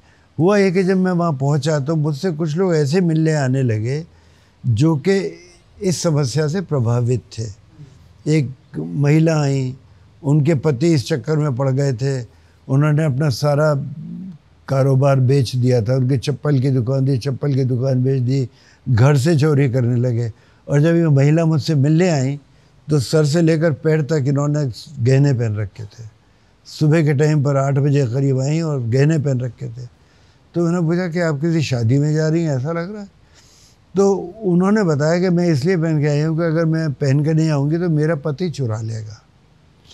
तो पति से उनको ये डर था कि उनके सामान को चुरा लेगा, क्योंकि उसे मालूम था उसके पति ने अपने माता पिता के पैसा चुराया था। तो उसको लत पड़ गई थी, ये बात हमें अंदाज़ा हुआ उसकी बातों से। फिर हमने और जांच कराई, हमें गहराई से पता चला कि इसको लत ही नहीं पड़ी थी, वो उस धंधे में लिप्त हो गया था, वो भी सप्लायर बन गया था। तो ये जो छोटे मोटे सप्लायर होते हैं वो दब जाते हैं बड़े माफिया से। तो उस दबाव में इसको बहुत समस्या होने लग गई थी। कुछ पैसा देने को था, पैसा नहीं था, इसलिए ये सब चीज़ें घर की बेचने लग गया, अपना बिजनेस बेच दिया। तो ये जो परिवार था, इसको मैंने जानकारी का एक सूत्र बताया। इसी तरह से और परिवार के लोग भी मेरे पास आए, किसी की माँ आई, किसी के पिता आए। एक क्रिकेटर था, क्रिकेटर बहुत अच्छा था, मैं भी उसके साथ क्रिकेट खेला था। हमारी एक टीम थी डिस्ट्रिक्ट लेवल की, मैं उसमें खेलता था। तो वो स्पोर्ट्स कॉलेज में अंडर ट्रेनिंग था लखनऊ में। तो बहुत अच्छा फास्ट बॉलर था, बड़ा अच्छा था। तो वो इस चक्कर में पड़ गया। उसके जब मालूम पड़ा कि वो इस तरह से उसका इंटरेस्ट क्रिकेट में कम होता जा रहा है और उसका रहन सहन का स्टाइल बढ़ता जा रहा है, तो कुछ शक हुआ, जानकारी की, पता चला कि वो इस चक्कर में पड़ गया था। फिर उसको हमने सोर्स बनाया, और खुशी की बात यह है कि करीब 50-55 का रहा होगा वो, जब मुझे कई साल बाद वो लखनऊ में मिला। वो भी एक बड़ा अजीब सा किस्सा है रेलवे स्टेशन का। तो पहचाना मुझे वो कैसे, मैं जो कि पेंटर हूँ, तो मैं ब्रश लेकर चल रहा था, मेरे ब्रश गिर पड़े थे। तो फिर उसने मुझे देखा कि आप लाल साहब है क्या? तो उस तरह से मुझे पहचाना। एक फिल्मी तो ये सारी चीज़ें इसमें हैं, इस बुक में है सर। क्योंकि इस बुक की हम बात कर रहे हैं और नशे की हम बात कर रहे हैं, उत्तराखंड में भी नशे का थोड़ा बहुत अंश आया हुआ है। यहाँ पर सरकार कह रही है कि हम 2025 तक इसको नशा मुक्त कर देंगे। सर मैं आपसे ये जानना चाहूँगा कि ये नशे की लत जो लगती है, एक तो आपने एग्जांपल दे दिया किस तरह से परिवार बर्बाद हो जाते हैं, किस तरह का से अगर कोई इस लत में फंस चुका है कैसे उनको बाहर निकाला जा सकता है, और क्या ऐसा किया जा सकता है कि हम अपने यूथ को नशे की तरफ जाने से रोकें? देखिए, एक बात तो मैं स्पष्ट कर देना चाहता हूँ शुरू में ही, ये जो ड्रग्स का नशा है ये एक बीमारी है। आप जानते होंगे आपके कुछ साथी शराब पीते होंगे, लेकिन सब लोग शराब के से जो जिसको अल्कोहलिज्म कहते हैं वो समस्या फेस नहीं करते। कुछ लोग शौकिया पीते हैं, उतना ही पीते हैं जितना ठीक है, लेकिन कुछ लोग अपने आप को रोक नहीं पाते हैं, दिन में भी पीने लगते हैं। यही बात ड्रग्स के साथ है। ऐसा क्यों होता है? एक सर्टेन न्यूरॉन है, एक सर्टेन रीज़न है जिसकी वजह से ऐसा होने लगता है। ये कई बार हमें अपने ख़ानदानी तौर पर मिलता है, कई बार दूसरी वजह से होता है। सबको बीमारी नहीं लगती है, कुछ लोगों को वो बीमारी लगती है और वो इसके आदी हो जाते हैं, इसके लत में इतना डूब जाते हैं कि इसके बिना काम नहीं चलता। इसके विड्रॉल सिम्टम्स बड़े मुश्किल होते हैं कि अगर किसी से छुड़वाते हैं तो उसको बहुत समस्याएं होती हैं। तो ये शुरू होना ही एक बहुत बड़ी समस्या है। जिसको एक बार इसका स्वाद चखने को मिल जाता है वो दोबारा भी ट्राई करना चाहता है, तिबारा भी ट्राई करना चाहता है। हमारे देश में बल्कि सभी देशों में हाल है, इस समस्या को बीमारी के तौर पर न लेकर लोग सोचते हैं ये एक ख़राब आदत है और इसमें अगर 2 झापड़ लगाएंगे आदमी ठीक हो जाएगा। मारपीट करते हैं। हमारे सो कॉल्ड जो यहाँ पर नशा मुक्ति केंद्र है उनमें भी यही होता है, बंद करके मारपीट करने लगते हैं। लेकिन ये एक परेशानी एक ऐसी है जिसमें कि साइकियाट्रिस्ट जो होते हैं, मनोचिकित्सक जो होते हैं, इसी प्रकार से दूसरे फिजिशियंस हैं और दूसरे डॉक्टर्स हैं, मनोवैज्ञानिक है जो आपकी मनस्थिति को समझ सकते हैं, उन सबको मिलके इस चीज़ को अप्रोच करना पड़ता है। किसी का नशा अगर रुकना है तो उसके भी एक तरीक़ा है। ये नहीं कि ज़बरदस्ती उससे छीन लिया, नहीं, उससे उसको दूसरी समस्याएं चालू हो जाएंगी। तो उसमें भी अब वो दवाएं आ गई हैं जो दी जाती हैं जिसकी वजह से उसको माइल्ड नशा मिलता है। माइल्ड फॉर्म में उसको ओपीएम दिया जाता है जिससे उसको उतना नशा मिल जाता है कि वो सेटिस्फाई हो जाता है, लेकिन वो हैबिट फॉर्मिंग नहीं है और ना ही उसका इतना नुकसान है। तो ये शुरू करने की ज़रूरत है। 2025 तक जैसे शासन ने कहा है कि हम नशा मुक्त कर देंगे, तो उसका एक भाग ये है कि आप नशे का सामान आना बंद कर दें। लेकिन मैं कहूँगा कि गुजरात है या कुछ और क्षेत्र हैं हमारे देश के जहाँ पर नशा बंदी है, जहाँ पर शराब नहीं जा सकती, और दूर क्यों जाए, हमारे भी कुछ ऐसे ज़िले हैं जहाँ पर कुछ बंदिशें हैं, क्या वहाँ तक पहुँचती नहीं है चीज़ें? तो केवल बंदिश लगाने से काम नहीं चलता है, ये एक बहुत लंबी लड़ाई है। 2025 का जो आकलन है वो थोड़ा सा ज़रूरत से ज़्यादा मेरे ख़्याल से कुछ ज़्यादा ही जल्दी सोच रहे हैं, क्योंकि 2025 तक अगर यहाँ ड्रग का आना ही रोक लें वो बहुत बड़ी बात है। अगर ड्रग आके रोकने नहीं आएगी तो फिर ध्यान देना पड़ेगा। आप कह रहे हैं थोड़ी सी ये समस्या है, ये समस्या काफ़ी बड़ी है। मैं नहीं कहूँगा कि हम पंजाब जैसी समस्या फेस कर रहे हैं, लेकिन हम भी काफ़ी समस्या फेस कर रहे हैं। ख़ास तौर से जो यहाँ पर बच्चे दूसरे प्रदेशों से आकर पढ़ रहे हैं, जिनके ऊपर माँ बाप का कंट्रोल नहीं है, परिवार का कंट्रोल नहीं है, और सबसे बड़ा कारण जो होता है ये शुरू करने का, वो ये होता है आपके साथी आपसे कहेंगे कि यार एक पैग ले ले, कोई बात नहीं है, एक बार ट्राई कर, अरे तू क्या आदमी नहीं है, तू नहीं ले सकता, इस तरह की बातें कहते हैं। देख हम बिल्कुल शेर आदमी हैं, हम पी रहे। तो इस तरह का भड़काना एक होता है। अपने साथियों के बीच में बैठ के आदमी सिगरेट का कश भी लगा लेता है, जबकि घर में नहीं भी लगाएगा वो। तो ये जो साथियों के दबाव में लोग करने लगते हैं, धीरे धीरे वो आदत बनता जाता है। इसीलिए मैं कह रहा हूँ कि जो हमारे स्टूडेंट इसके आदी बन चुके हैं उन पे ध्यान देना पड़ेगा, उनको नशा मुक्त कराना पड़ेगा। नशा मुक्त कराने के बाद उनका रिहेबिलिटेशन करना पड़ता है, क्योंकि वो लोग जब नशे की आदत में पड़ चुके थे तब वो प्रोडक्टिव नहीं रहे थे, और वो लोग ना तो किसी धंधे में थे, ना कुछ धंधा करने लायक रह गए थे, ना अपने परिवार के लिए कुछ कर सकते थे, ना अपने लिए कुछ कर सकते थे। ऐसे लोगों को हमें फिर एस्टेब्लिश करना है कि उनको नौकरी मिल जाए, उनको कुछ ऐसा काम मिल जाए कि आमदनी होने लगे। और फिर सबसे बड़ी प्रॉब्लम होती है इसमें रिलैप्स। आपने किसी को दूर कर भी दिया इस नशे से, लेकिन उसका दोबारा रिकॉल होता है। पहली तनख्वाह जब मिलती है वो जाके ये चीज़ ख़रीदने को व्याकुल हो जाता है। तो ये सारी चीज़ें बहुत लंबी लड़ाई है, ये छोटी लड़ाई नहीं है। इसमें पूरा परिवार लगना चाहिए। मैंने इसमें एक चैप्टर ये भी लिखा है कि परिवार की क्या जिम्मेदारी है। तो ये बहुत ज़रूरी है कि शासन अपनी तरफ से ज़्यादा ये कर सकता है कि ऐसे इंस्टीट्यूशंस बना दे जहाँ पर इस तरह की लोगों की देखभाल हो सके, लेकिन परिवार का बहुत बड़ा है इसमें। परिवार को बड़ी जिम्मेदारी उनकी आ जाती है। आपने बखूबी सर इस पूरी चीज़ को समझाया। हम बाराबांकी नार्कोस की बात कर रहे हैं, इस पर एक वेब सीरीज़ भी बनने वाली थी, तो उसकी क्या प्रोग्रेस है सर, उस पर क्या अपडेट है? जो वेब सीरीज़ बन रही जी। मेरी जानकारी ये है उसके बारे में कि डायरेक्टर का चुनाव हो चुका है, और डायरेक्टर बहुत बड़े स्तर के डायरेक्टर, नाम नहीं बता पाऊँगा, वो वेब सीरीज़ के मास्टर हैं। OTT प्लेटफॉर्म पे सबसे पॉपुलर जो डायरेक्टर्स हैं उनमें से एक हैं।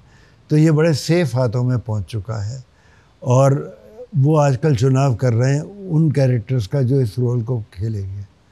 मुझसे भी वो मिलेंगे और मुझे देखेंगे, मेरी पर्सनैलिटी समझेंगे, और ऐसा एक उपयुक्त एक्टर ढूंढेंगे जो मेरा रोल कर सके। ट्रू। चलिए, उसका तो इंतज़ार रहेगा। आपकी दूसरी किताब पर पहुंचते हैं सर। हाँ, जो मर्डर इन द वायलेंस की हम बात करते हैं यहाँ पर। वो ये किताब जी, है। जब आप कानपुर में आप थे सर, बाबरी मस्जिद का पूरा जो वाक़या है ये किताब उस पर बात करती है। किस तरह का माहौल था जब बाबरी मस्जिद का मामला हुआ, और किस तरह से चीज़ें आपने आगे लेकर गई, और क्या किताब कहती है सर? ये किताब मैंने और मेरे बेटे ने मिलकर लिखी है, और ये जो किताब है उस समय की है जब भारत एक बहुत कठिन समस्या से रूबरू था। वो समस्या ये थी कि बाबरी मस्जिद को गिराया जा चुका था, और उसकी वजह से सांप्रदायिक दंगे पूरे देश में हो रहे थे। मुंबई में जैसे आपको मालूम है कि दाऊद इब्राहिम ने वहाँ पर बहुत बम विस्फोट करा दिए थे। मुंबई में, दक्षिण भारत में, पश्चिम भारत में, उत्तर प्रदेश में विशेष रूप से बहुत सारी जगहों पर उसकी प्रतिक्रिया हुई थी। कानपुर उस समय न सिर्फ उत्तर भारत का बल्कि शायद पूरे देश का सबसे ज़्यादा संवेदनशील शहर बन गया था, और वहाँ जो हिंदू मुस्लिम पॉपुलेशन का जो इंटरफेस था वो एक बहुत ख़तरनाक इंटरफेस था। हुआ भी यही कि जब बाबरी मस्जिद गिराई गई उसके बाद वहाँ पर जो हिंदू मुस्लिम राइट्स हुए, उसमें सरकारी अनुमान के अनुसार, तो पता नहीं कहूँगा नहीं कहूँगा, लेकिन जो अखबारों में निकला उस समय और मेरी अपनी जानकारी से जो मैंने पता लगाया, कम से कम 250 मुस्लिम्स मरे थे उसमें। इससे काफ़ी कम संख्या में हिंदू मरे थे, लेकिन ये एक बहुत बड़ी संख्या है जिसमें लोग एक घटना की वजह से मरे। जब ये सब हो गया था उसके बाद वो शहर एक बिल्कुल आग के शोले की तरह से था। जगह जगह आग भी लग रही थी, एक्चुअली आग लग रही थी, लेकिन ये था कि हिंदू और मुसलमान के बीच में इतनी बड़ी खाई हो गई थी कि वो साथ काम नहीं कर सकते, आसपास आ नहीं सकते थे, हर तरीके से वो अलग हो गए थे।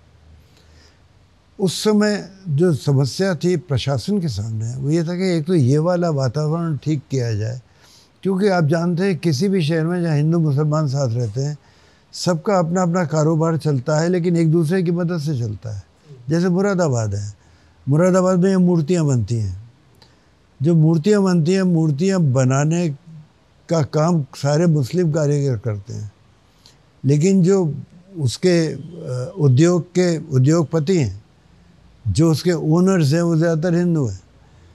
तो हिंदू ओनर्स का काम मुस्लिम करते हैं, बल्कि अलीगढ़ में भी यही बात है। ये जो हमारे जो जितनी भी मूर्तियाँ घरों में रहती हैं, जैसे हमारे भगवानों की मूर्तियाँ हैं, गॉड्स की मूर्तियाँ हैं, वो भी मुसलमान ज़्यादातर बनाते हैं। तो ये सब मिलके ही काम होता है, हर जगह यही होता है, गांव में होता है। गांव में आप देख लीजिए कि अलग अलग लोगों के काम बटे हुए हैं हिंदू मुसलमान, या इसी तरह से जाति के आधार पर भी काम बटे हुए हैं। वो अपना अपना काम एक साथ मिल के सबका करते हैं और गाँव का काम चलता है। लेकिन जब हम वहाँ पहुँचे थे तब तक ये स्थिति बहुत ख़राब थी और भयावह थी, और छोटे मोटे तो झगड़े चलते ही रहते थे, कभी कहीं राइट हो गया छोटा मोटा। लेकिन एक बहुत बड़ी घटना वहाँ हो गई थी। वहाँ एक काला बच्चा, एक बीजेपी के नेता थे, उनकी हत्या हो गई थी। और वो जो हत्या हुई थी, सब ने मान लिया था कि मुसलमानों ने हत्या की है, क्योंकि जब पहले राइट हुए थे जिसमें हिंदू बहुत मारे गए थे, उसमें अक्सर इन काला बच्चा का नाम आता था कि इनका हाथ था उसमें। मैं कहना नहीं चाहूँगा वास्तव में इनका हाथ था या नहीं था, मैंने चूँकि इस पर जाँच नहीं की थी। लेकिन इनकी हत्या जब हुई तब उसकी जाँच हमने शुरू की थी, और ये बात हमें स्पष्ट हो गई थी कि ये हिंदू मुसलमान की वजह से इनकी हत्या नहीं हुई है, इनकी हत्या अपने व्यापार के कारण हुई थी। लेकिन वहाँ पर पॉलिटिकल पार्टीज ये चाहते थे इसको इसी तरह से खेला जाए, हिंदू मुसलमान की खाई बनी रहे, क्योंकि उनको वोट का चक्कर था। तो हम लोग ये तफ्तीश कर रहे थे और ये चले गए थे फिर सीआईडी में। सीआईडी ने जो कुछ किया उसके बारे में बात नहीं करना चाहूँगा मैं। लेकिन हाँ, ये केस जो है, इसकी वजह से कानपुर में क्या स्थिति बनी, और कानपुर की स्थिति को लेकर हमने जो वर्णन दिया है उसी के आधार पर पाठक ही समझ सकता है कि एक स्थिति से किस तरह से सांप्रदायिक स्थिति बिगड़ती है, और उसको संभालने के लिए क्या कर सकते हैं, प्रशासन क्या कर सकता है, पुलिस क्या कर सकती है, और अगर सफल होती है पुलिस इस काम में तो कितनी शांति वापस आ सकती है। तो ये किताब इस बारे में है। मर्डर इन द वायलेंस में। तो ये तीसरी किताब जो है, आप अब उसकी बात करते हैं हम लोग। आपने एक और किताब लिखी है जो जिसका नाम है on the trail of thugs and thieves. Sir, इसमें एक इंटरेस्टिंग किस्सा जो है, मतलब जो मैं पढ़ रहा था, जहाँ पे जीनत अमान का जिक्र आता है, फिर आप जो है ब्रह्मा विष्णु महेश का रेस्क्यू करते हैं। उस किस्से को थोड़ा सा बताइए ताकि पाठक जो है और इसमें घुस सके। वो एक्चुअली एक तरह से मेरे पुलिस में शुरुआती जीवन का ही केस था। उसमें मैं गोरखपुर में एएसपी था, और ये घटना बिल्कुल नेपाल बॉर्डर के साथ हुई थी। वहाँ जो घटना हुई उसकी जांच करते करते जब हम आगे बढ़े तो उससे ये पता चला कि ये घटना केवल चोरी की नहीं है, मामूली चोरी थी, मामूली डकैती थी। तो हमारा ये मानना था कि ये छोटी सी घटना नहीं है, इसको और जांच गहराई से करनी चाहिए। जांच करते करते ये पता चला कि नेपाल बॉर्डर के साथ नेपाली लड़कों को लड़कियों को लाते थे लोग, और उनको यहाँ पर जगह जगह बेच देते थे। तो ये एक बहुत बड़ी समस्या थी, व्यापार, मानव व्यापार, बच्चों का व्यापार। तो वो जब पता चला तो उसमें जो कार्रवाई की गई थी उसमें नेपाल पुलिस के एक अधिकारी के साथ हमने की थी, उनको भी मिलाया था अपने काम में, क्योंकि सरकारी तौर पर अगर हम जाते तो हमें अपने शासन और भारत सरकार के थ्रू फिर नेपाल सरकार के पास जाना, टाइम बहुत लग जाता उसमें। तो हमने व्यक्तिगत तौर पे उनसे बात करके उनको बुलाया, वहाँ के अधिकारी को। उनको जीनत अमान बहुत पसंद थी, तो इसीलिए जीनत अमान का नाम इसमें आया है कि उनसे हमने वादा किया था हम आपको जीनत अमान की बहुत अच्छी पिक्चर दिखाएंगे। तो वो जीनत अमान के बहुत बड़े फ़ैन थे। जब हमारा सफल हो गया ये कार्यक्रम, हमने पूरा ठीक कर लिया, वो पकड़ लिए लोग, तो उसको सेलिब्रेट करने के लिए उनके साथ हमने VCR उस ज़माने में होते थे, वीडियो कैसेट रिकॉर्डर और वीडियो कैसेट प्लेयर्स, तो उस पर हमने जीनत अमान की पिक्चर चला के उनको दिखाई थी। तो उसलिए Zeenat Aman to the rescue उसमें लिखा गया। ब्रह्मा विष्णु महेश के रेस्क्यू का क्या मायना है, उसका पूरा क्या किस्सा है, जहाँ पे आप ब्रह्मा विष्णु महेश का रेस्क्यू का एक चैप्टर है किताब में आता है, उसके थोड़ा सा जिस्ट उसका बताइए। उसका बहुत डिटेल की बात नहीं करना चाहूँगा, क्योंकि इसके बारे में हमारी बात चल रही है इन कहानियों को। तो अगर हम आपको अभी बहुत से डिटेल बता देंगे ब्रह्मा विष्णु महेश वाली, उस पर केवल इतना बता सकते हैं कि वो केस यहीं देहरादून का था। एक यहाँ के बहुत बड़े आर्किटेक्ट हैं, उनके यहाँ चोरी हुई थी। चोरी की तफ्तीश जब हमने की तो मालूम पड़ा कि उसमें 3 ऐसे पुलिस कर्मचारी थे जिनमें से एक को नौकरी से निकाला जा चुका था, एक नौकरी में था और तीसरा जो था उसने नौकरी ज्वाइन ही नहीं की थी। 3 भाई थे, ब्रह्मा विष्णु महेश उनका नाम है। ये नाम बदल के रखे गए हैं, असली नाम नहीं है। ज़्यादातर कहानियों में नाम इसलिए बदल दिए गए हैं कि कोई वैसी लीगल प्रॉब्लम्स ना आए इसमें। तो ये जब तफ्तीश की गई तो पता लगा कि इसमें तो हमारे पुलिस के लोग किसी तरह से मिले हुए हैं। एक एक्स आर्मी वाला था, सॉरी, एक पुलिस में को नौकरी करता था, एक्स आर्मी था, और एक अभी नौकरी में नहीं था। तो ये ब्रह्मा विष्णु महेश जो 3 भाई थे, इनकी कहानी है। इनकी कहानी है। सर, आपकी जो एक नई बुक आई है द फैंग्स ऑफ डेथ, इसकी भी थोड़ी सी बात कर लेते हैं। ये जो है केरला का जो फेमस मतलब फेमस क्या कुख्यात जो मर्डर केस वहाँ पर हुआ था, उस पर ये किताब बात करती है।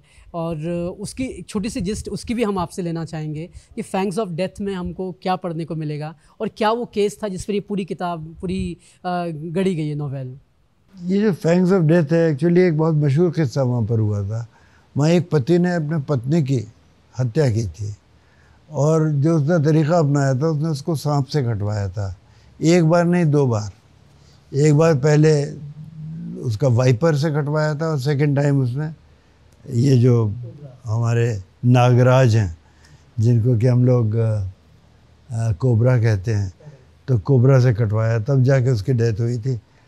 तो ये एक बहुत ही इंटरेस्टिंग किस्सा है। उसमें सबसे बड़ी बात यह है कि पूरी तफ्तीश जो है, इसकी जो पूरी जांच है, बहुत कठिन थी, क्योंकि सांप का काटना ये साबित करना कि किसी ने कटवाया है बड़ा कठिन था। लेकिन मैं तारीफ़ करूँगा वहाँ की पुलिस की, बहुत ही अच्छी उन्होंने इसमें विवेचना की और ये सारी तस्वीरें भी इसमें दी गई हैं कि किस तरह से सांप का वहाँ पर डिस्प्ले किया गया कि सांप से कैसे कटवाया गया। ये वहाँ अदालत के सामने इस चीज़ को दिखाया गया। तो वो दिखाया गया उसमें कि किस तरह से अदालत के अंदर दिखाया कि सांप को किस तरह से उकसाया गया कि वो काटे। अपनी तरफ से काटना नहीं चाह रहा था। आपको ये भी बताना चाहूँगा, सांप अपनी तरफ से आमतौर पर काटना चाहता नहीं है। हम लोग उसके शिकार नहीं हैं, उसके शिकार चूहे वगैरह हैं। वो चूहे को खाएगा, अजगर जो है इसको भी खा जाएगा, वो उसका अलग ही मामला है। लेकिन जो आमतौर पर सांप होते हैं वो लोग अपने शिकार का ही शिकार करते हैं, हम उसके शिकार नहीं हैं। लेकिन हमारा पैर पड़ गया या कुछ हमने उसको छेड़ दिया किसी वजह से, तो उसके गुस्से में वो हमें काट लेते हैं। आत्मरक्षा बेसिकली आप कह सकते हो जी, अपना खुद को रक्षा करने के लिए गुस्सा दिखाते हैं। लेता है। तो ये चीज़ है, फैंग्स ऑफ डेथ है। तो ये किताबें जो हैं आप बाज़ार में उपलब्ध हैं, आप ख़रीद सकते हैं। बहुत ही इंट्रिगिंग कहानियाँ इन किताबों में हैं जो व्यूअर को पढ़ने को मिलती है। सर, इन किताबों की तो हमने बात कर ली जो आपने लिखी हैं और जो मानस के साथ आप लिख रहे हैं। उत्तराखंड में भी आपका बहुत अच्छा खासा वक्त गुजार रहे हैं। उत्तराखंड के आसपास सराउंडिंग में कोई किताब बन रही है? इंतज़ार कीजिए, उत्तराखंड की किताब तैयार हो रही है। एक किताब ऐसी है जिसका उत्तराखंड से बहुत सीधा मतलब है, मैं उसका विषय भी नहीं बता पाऊँगा। लेकिन वो पीलीभीत में जब मैं एसपी था तब की है वो। और पीलीभीत आप जानते हैं हमारा बिल्कुल सटा हुआ है, तो पीलीभीत और पूरा जो तराई का एरिया है उससे संबंधित एक मामले का वो पूरा वर्णन है। तो उसमें हमारा प्रदेश कवर्ड है। वो इसी साल में आपको दिसंबर से पहले किताब मिल जाएगी। चलिए सर, उसका इंतज़ार। हाँ, उसका इंतज़ार करिए। और भी कुछ मेरे पास विषय यहाँ के हैं जिसमें अपने देहरादून का भी है, तो आपको देखने को मिलेगा। सर हम इंटरव्यू के आखिरी में हैं और आप भी देहरादून में बैठे हुए हैं, मैं भी देहरादून में हूँ। देहरादून पिछले कई सालों में काफ़ी बदला है। उत्तराखंड बनने से पहले यहाँ कुछ चीज़ें थी जो अब गायब सी होने लग गई हैं। पर्यावरण के मुद्दे उठाए जा रहे हैं। आप 2000 में जब यहाँ आए तब कैसा देहरादून था, और आज आप जब 2024 में बैठे हैं, क्या आपको नज़र आता है कि देहरादून कितना बदला है, अच्छे के लिए या फिर बुरे के लिए? मुझे अफसोस है कि ज़्यादातर बुरे के लिए।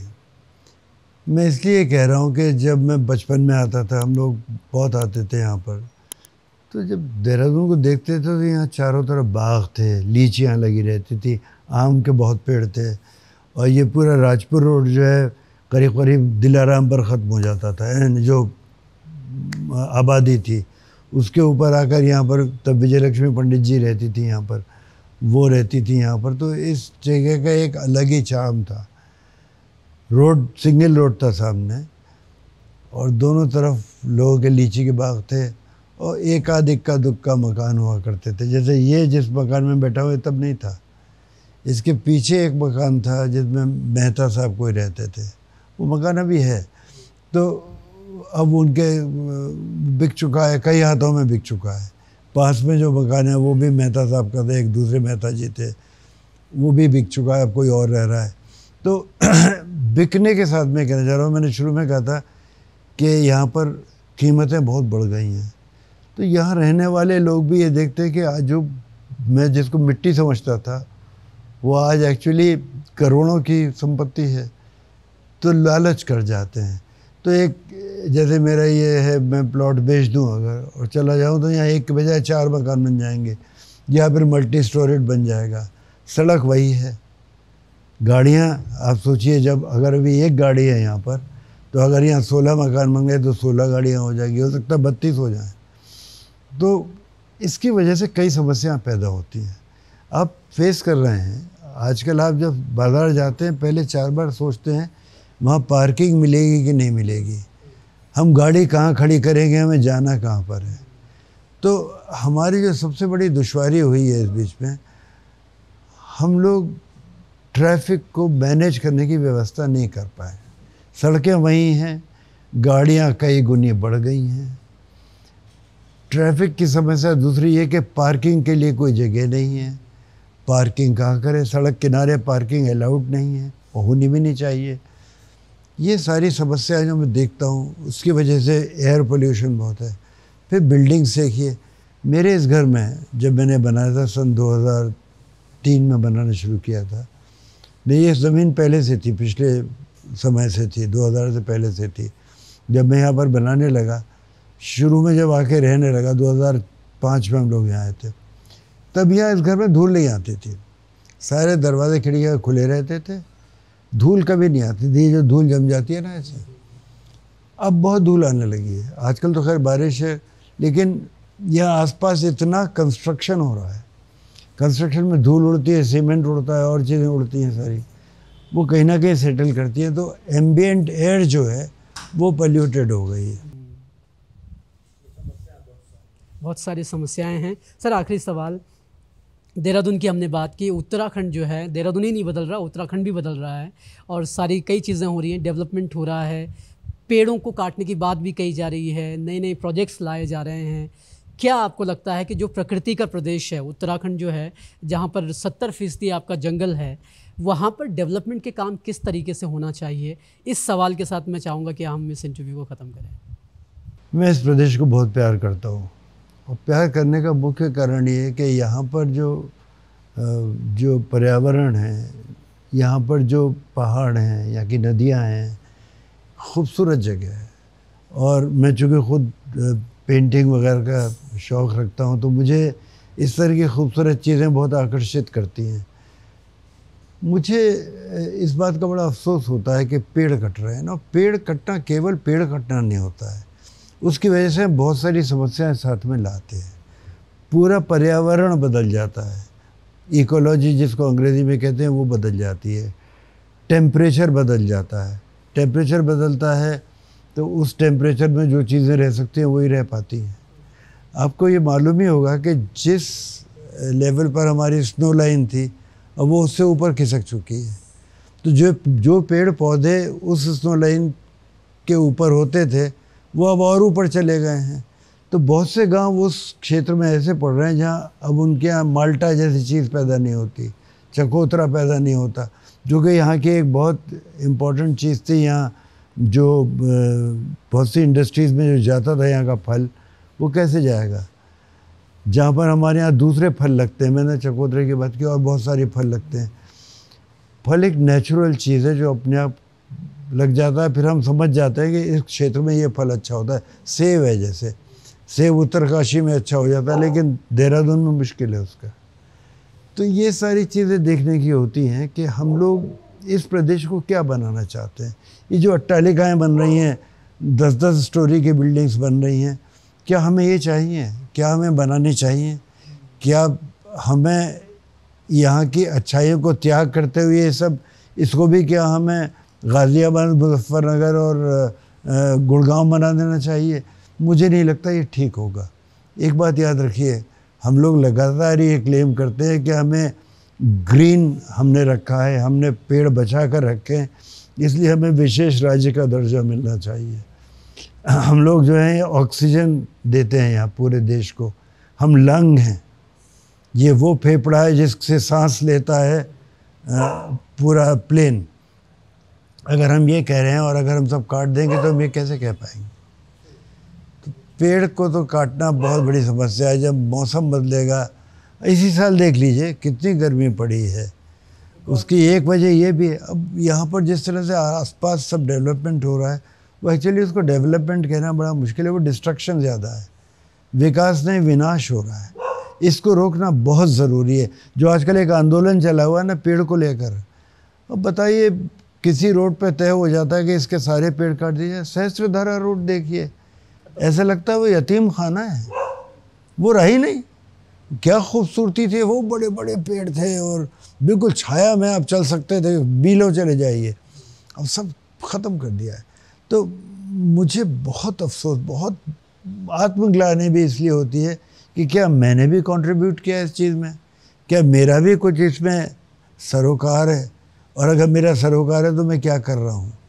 जिन लोगों ने पेड़ को लिपटा कर चिपको आंदोलन बनाया था, उस प्रदेश में हम लोग हैं। क्या हम चिपको आंदोलन को और बड़ा नहीं कर सकते?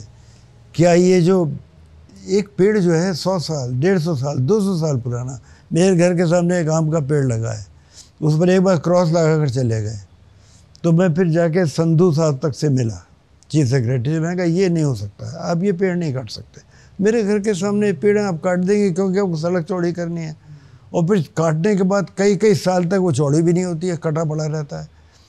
सच्ची बात यह है कि इसमें बहुत सारी और कारण है जिसकी वजह से पेड़ काटने का आदेश दिया जाता है। वो जो हम बना रहे हैं, नया रोड बना रहे हैं, जो आशा रोडी वगैरह में सब बन रहा है ऊपर, वो उससे कितना नुकसान होगा आगे चल के हम अंदाज़ा भी नहीं लगा सकते आज की तारीख में। और इतने सारे ब्रिजेस पूरे देश में गिर रहे हैं, इनके गिरने की कोई वजह है? ये जो पुल बनता है, पुल बनाने के पीछे जो तकनीक है, उसमें एक बहुत महत्वपूर्ण बात यह है कि हर चीज़ अपनी जगह सेटल हो जानी चाहिए, तभी आगे बढ़ना चाहिए। लेकिन जल्दबाजी में लिए गए निर्णय में आगे नहीं बढ़ सकते आप।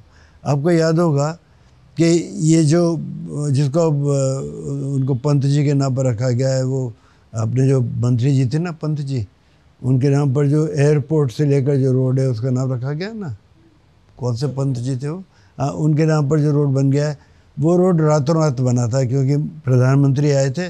वो रोड और जगह जगह के पुल जो बने हैं उस रोड पर, वो बनाए गए थे, जो हमारे यहाँ से एयरपोर्ट तक के पुल कई बने, उनमें से 2 पुल सब्सिक्वेंटली बैठ गए थे और उनको ठीक करने के लिए दोबारा फिर नीचे से जाना पड़ा था। आपको याद होगा वो क्यों होता है ऐसा? देखिए, ये ज़मीन जो है इतनी स्टेबल नहीं होती है कि आप आज यहाँ खड़ा कर दें, खंभा वो खड़ा ही रहेगा। घर की भी जो नींव डाली जाती है वो भी बहुत मजबूत डाली जाती है, और ये तो इतना बड़ा खंभा बनाया, उसके ऊपर ट्रैफिक चलेगा, तो उसको बहुत ध्यान देने की जरूरत है। तो उसका बेस पतला होता है, घर का तो बहुत बड़ा बेस है, तो वो बेस अगर पतला है और इतनी बड़ी चीज़ आप ऊपर से ले जा रहे हैं, इतना ऊंचा आपने खंभा लगा रखा है, तो उसको पूरा सेटल होने का टाइम मिलना चाहिए। जल्दबाजी में से काम नहीं किए जा सकते। हमारे घर के पास एक बिल्डिंग बनी है जो कि उस सामने वाली स्ट्रीम के ऊपर खड़ी हुई है। आपने सुना है यहाँ पर उत्तराखंड में अक्सर होता है, बादल फट जाता है, बहुत तेज़ पानी आ जाता है, बहुत सारा पानी आ जाता है जिसको कोई आप कल्पना भी नहीं कर सकता। इसी वाली स्ट्रीम के एंड पर जब आप पहुँचते हैं वहाँ पर एक मंदिर ऐसा टेढ़ा है, आपने कभी देखा उसको? वो टेढ़ा क्यों हुआ है? नीचे से पत्थर दरक गए हैं, जिस पर खड़ा किया था वो पत्थर दरका और ये टेढ़ा हो गया। ये इतनी ऊंची बिल्डिंग बनाई है और उसके पास एक पानी का वो भी बना दिया, जलाशय, जिसको कि टंकी कहते हैं। वो टंकी बनाई गई और 4 पैरों पर खड़ी हुई एक टंकी ऊपर है। उस टंकी में जो पानी है उसका वज़न सोचिए क्या है। ज़रा सा दरक गया नीचे से तो वज़न समेत नीचे गिरेगा, वो पानी उसी नदी में तो बहेगा वहाँ पर। तो उस रोड पे जितने भी लोगों ने अपने घर बना लिए हैं उस वाली नदी के साथ, उनको कितना बड़ा नुकसान हो सकता है। कभी बादल फट गया तो कितना बड़ा नुकसान हो सकता है। मल्टी स्टोरेड बिल्डिंग यहाँ एक सफ़ेद रंग की है, उसी टंकी के पास बनी हुई है, उसका आधा हिस्सा नदी के ऊपर बना हुआ है। अगर कल को वो नदी काट देती है नीचे से तो क्या ज़मीन पूरी नहीं गिर जाएगी वो? तो ये सब चीज़ें सोच के कौन है जो ये अलाउ कर रहे हैं, कौन वो अथॉरिटीज़ है जो इसमें मिले हुए हैं, ये सब हमें मालूम होना चाहिए ना। इसको रोकना चाहिए, और कौन रोकेगा? तो रोकना चाहिए। जो कोई भी, जिस भी पार्टी का शासन हो, जो भी आए यहाँ पर, उसको इस बात पे ध्यान देना पड़ेगा। हमारा प्रदेश एक बहुत महत्वपूर्ण प्रदेश है। हम लोगों को इस बात का गर्व है कि हम लोग इस प्रदेश में रहते हैं, और अगर हम इस प्रदेश की खूबियाँ ही ख़त्म कर देंगे तो फिर क्या बात है? क्या बचेगा फिर हमारे पास? बहुत ही बेहतरीन तरीके से आपने कहा सर कि जिम्मेदारियां जो प्रशासन में बैठी हुई हैं, चाहे फिर वो कोई भी पार्टी के हों, उनको इस प्रदेश के लिए काम करना चाहिए, इस प्रदेश के मुताबिक पूरा काम होना चाहिए। तो ये थे आलोक लाल जी। सर बहुत बहुत शुक्रिया हमसे इतनी ढेर सारी बातें करने के लिए। आपकी किताबों के किस्से हमने जाने, उत्तराखंड की पुलिसिंग को लेकर के आपने अपने विचार साझा किए और जो एक्सपीरियंस था वो साझा किया, उसके लिए आपका बहुत बहुत धन्यवाद। तो ये थे हमारे साथ आलोक लाल जी, जिनसे हमने कोशिश की कि हम उत्तराखंड के साथ साथ दूसरी चीज़ों को भी जानने की कोशिश करें, किस तरह की चुनौतियां इस प्रदेश के लिए शुरुआत में थी और अब किस तरह से वो बदल गया है, इस बारे में हमने बात की। ये इंटरव्यू, ये साक्षात्कार आपको कैसा लगा ज़रूर बताइएगा, और इसी के साथ फिर शुरुआत करते हैं किसी और नए इंटरव्यू के लिए। तब तक के लिए नमस्कार, और फिर एक नई शख्सियत होगी, फिर नए सवाल होंगे और फिर नए जवाब होंगे। शुक्रिया। नमस्कार।